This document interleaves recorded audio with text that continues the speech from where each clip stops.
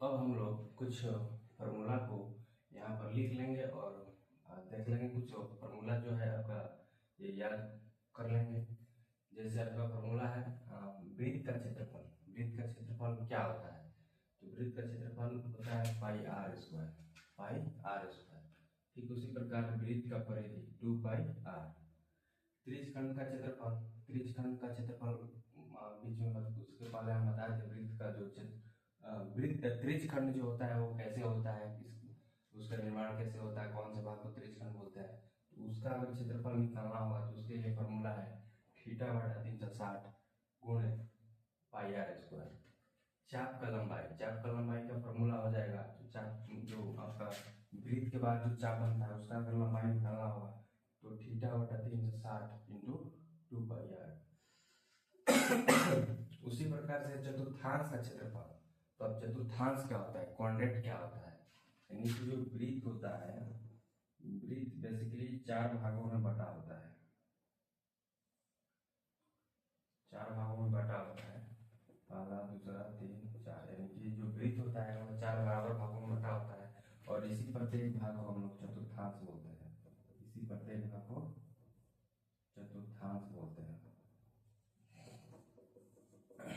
तो 4 भाग है इसलिए 1/4, 4 भागों में बटा हुआ है तो इसलिए 1/4। और इसका क्षेत्रफल निकालना है तो आराम से आपका वृत्त का जो क्षेत्रफल होता है पाई आर स्क्वायर, उसी पाई आर स्क्वायर में 4 से अगर भाग देते हैं तो एक चतुर्थांश का क्षेत्रफल निकल जाएगा। एक शब्द आता है आपको वलय। वलय क्या होता है? तो सबसे पहले हम लोग वलय को समझेंगे, उसके बाद इसके क्षेत्रफल पे चर्चा करेंगे। तो वलय आपका क्या होता है, यानी कि वैसा इसमें बेसिकली वलय में, वलय का मतलब हुआ कि दो परतें जिसमें हो, यानी कि वलय में 2 वृत्त होगा, यानी कि इसमें जो होगा वो दो वृत्त होगा इस प्रकार से। यानी कि वैसा इसमें केंद्र तो एक ही होगा, केंद्र एक होगा लेकिन वृत्त 2 होगा, यानी कि एक ही केंद्र से जब 2 वृत्त खींची जाएगी और उस जो मतलब डायग्राम बनेगा उसको हम लोग बोलेंगे वलय बोलेंगे, या उसको सकेंद्रीय वृत्त भी बोलते हैं। आगे के क्वेश्चन में आपका एक सकेंद्रीय वृत्त से क्वेश्चन बना हुआ है। तो सकेंद्रीय वृत्त क्या होता है, यानी कि वैसा वृत्त जिसका केंद्र तो एक हो लेकिन इसकी जो अलग अलग त्रिज्या का वृत्त बना हुआ, केंद्र एक रहेगा लेकिन उसका जो वृत्त है, वृत्त का जो त्रिज्या है वो अलग अलग, मतलब अलग अलग डिस्टेंस में यह वृत्त बना हुआ।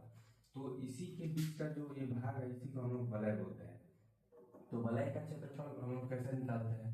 वलय का क्षेत्रफल pi into capital R square minus small R. मतलब जो कैपिटल आर और स्मॉल आर का मतलब क्या है कि जो बड़ा वृत्त होगा उसकी त्रिज्या का स्क्वायर माइनस जो छोटा वृत्त होगा उसकी त्रिज्या का स्क्वायर, उसकी त्रिज्या का स्क्वायर। तो इस प्रकार से आपका वलय का क्षेत्रफल भी इस फॉर्मूला के माध्यम से आप लोग निकाल सकते हैं, pi into capital R square minus small R. यहाँ पे कैपिटल आर और स्मॉल आर क्या है? तो कैपिटल आर आपका बड़ा वृत्त का त्रिज्या है और स्मॉल आर यहाँ पर छोटा वृत्त का त्रिज्या है। तो आप लोग समझ गए होंगे कि वलय क्या होता है। वलय आपका 2 वृत्त होता है जिसका केंद्र जो होता है एक ही होता है।